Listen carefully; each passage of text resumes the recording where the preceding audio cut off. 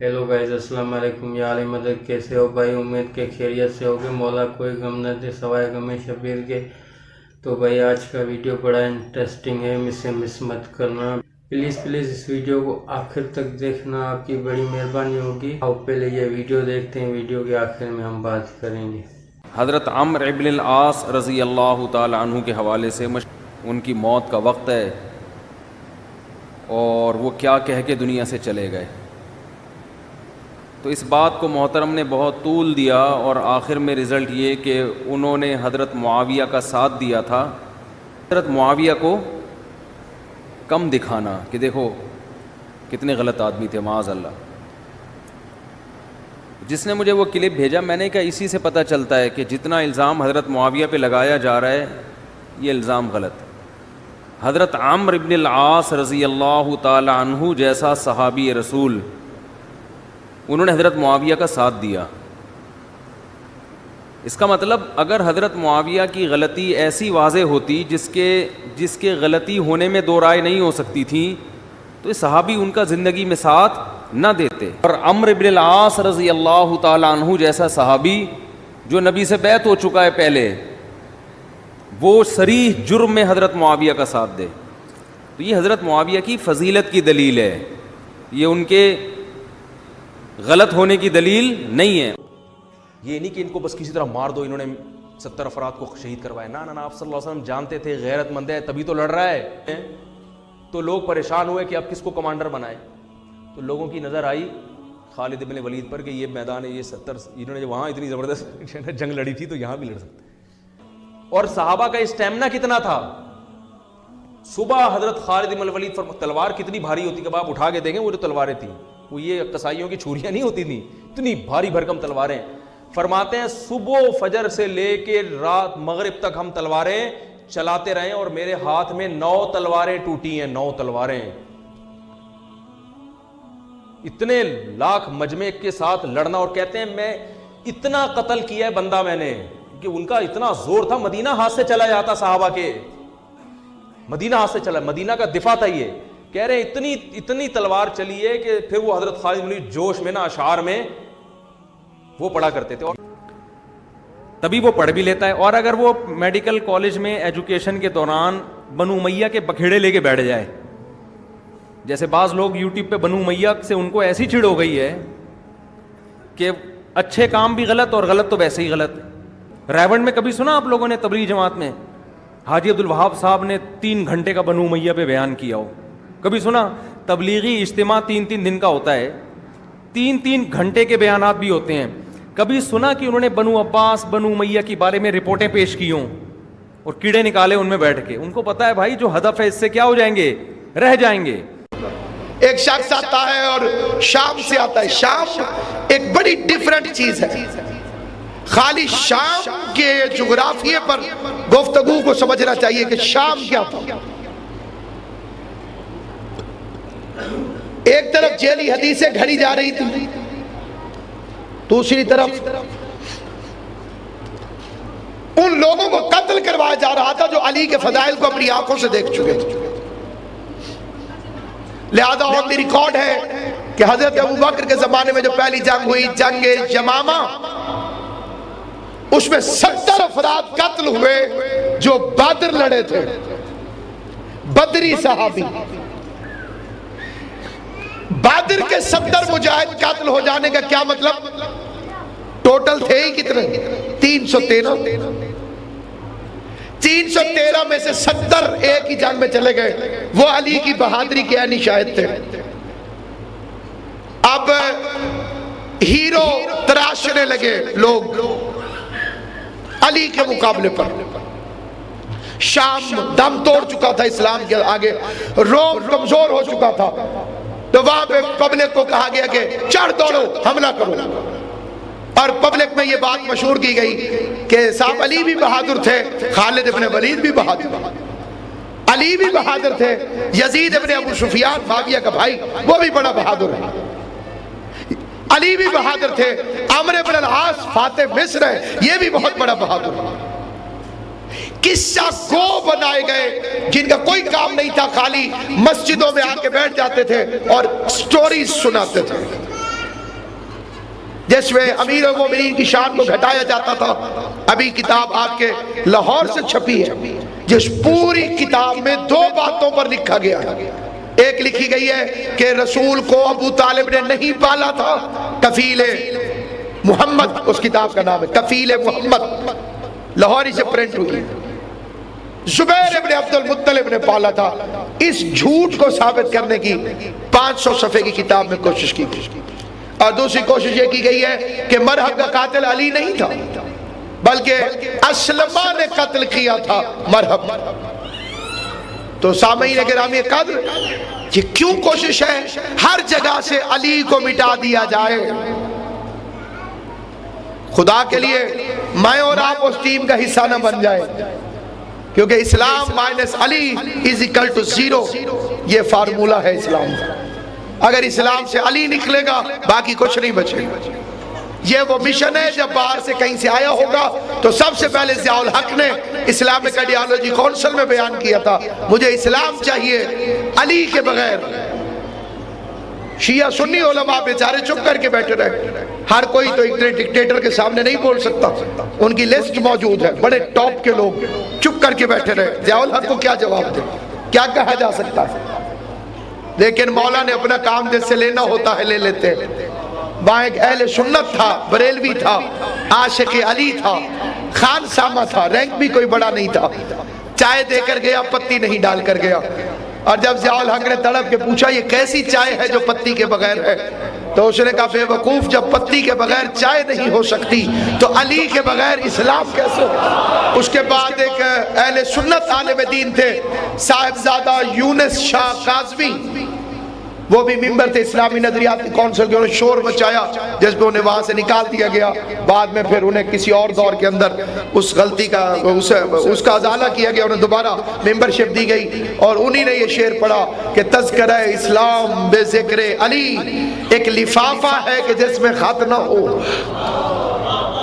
تو یہ ایک باقاعدہ موومنٹ تھی.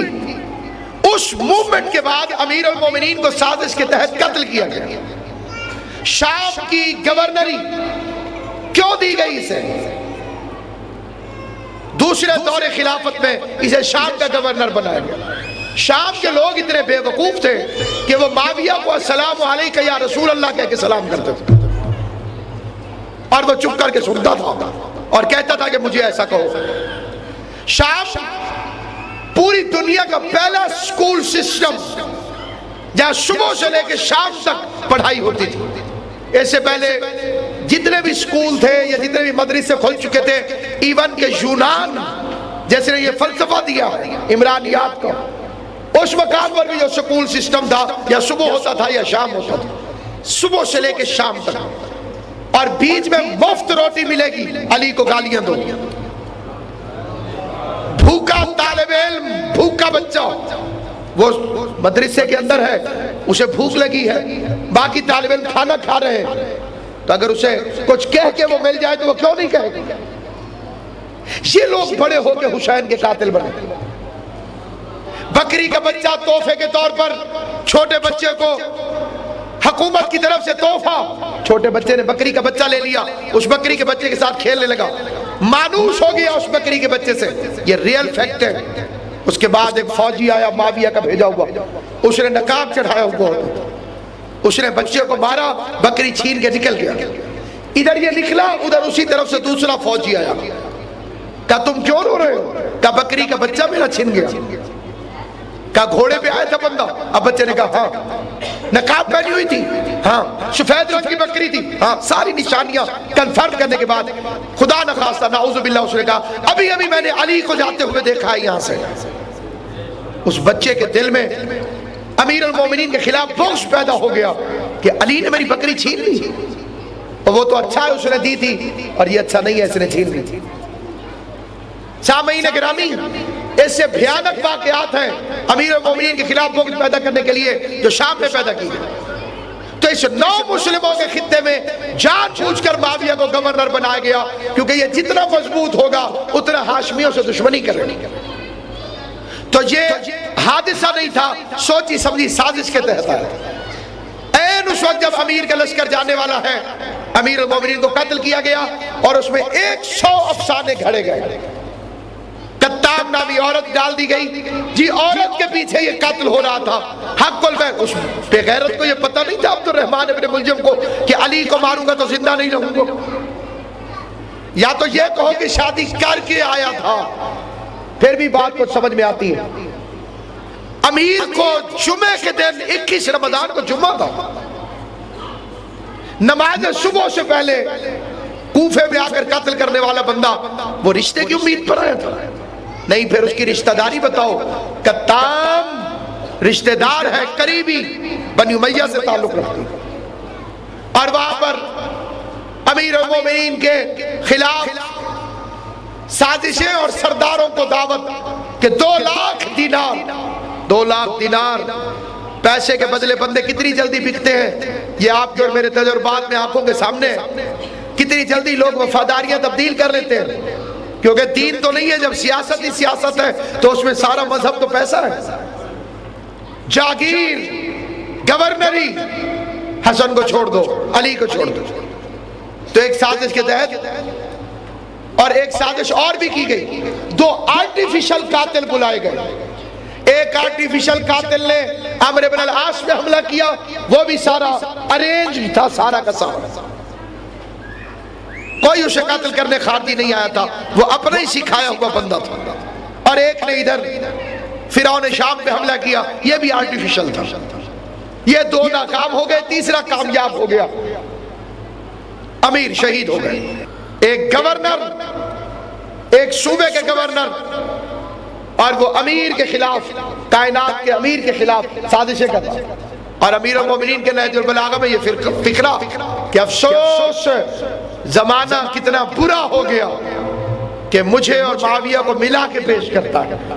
ہاں تو گائز، آپ لوگوں نے یہ ویڈیو دیکھا، ویڈیو کیسا لگا یہ کمنٹس کر کے بتانا ضرور. بھائی یہ تو طارق مقصود کیا کرتا ہے، کچھ کیا بیان دیتا ہے، ایک تو میرے سر سے اوپر چلے جاتے ہیں. اسے تو علامہ ناصر عباس کا بہترین جواب دے.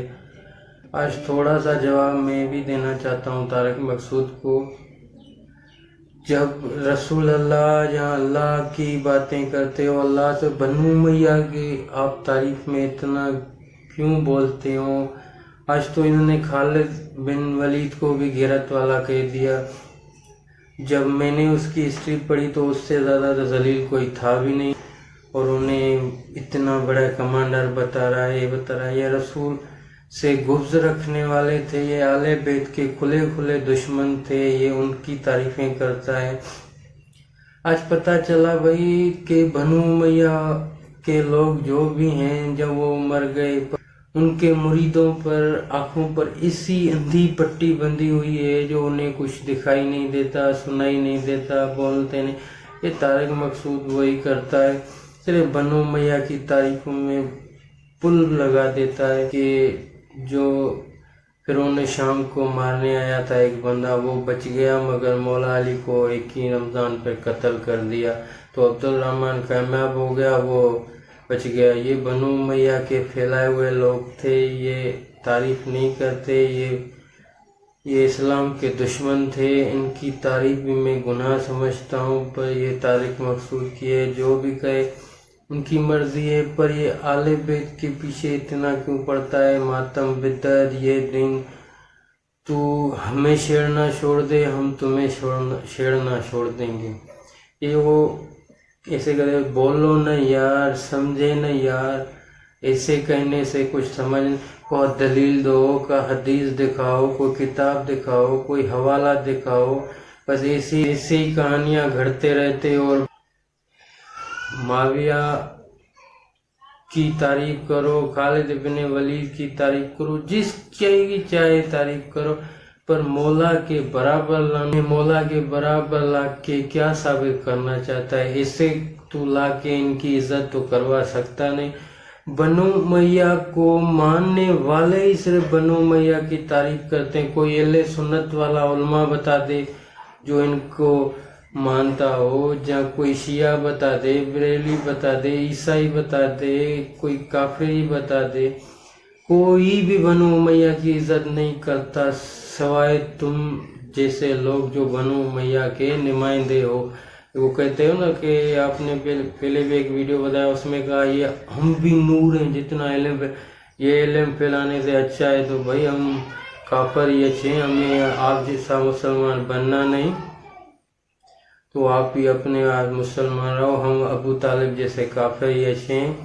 ہمیں جنت ملی وہ تمہاری جنت سے 100 گنا اچھی ہوگی. جنت تم ہی رکھو، تم کو مبارک. ہمیں تو ایسی جنت چاہیے ہی نہیں جسے ان لوگوں بنو امیہ یا خالد بن ولید یا مروان جیسے لوگوں کی تعریف کرنی پڑے. تو ہمیں ایسی جنت نہیں چاہیے، یہ جنت تم ہی رکھو. تو بھائی لوگ یہ ویڈیو دیکھو اور کمنٹ میں ضرور بتانا کہ آپ کو کس کا جواب بہتر لگا، علامہ ناصر عباس صاحب کا یا اس طارق مقصود کا. تب تک بھائی دعا میں یاد. اللہ حافظ.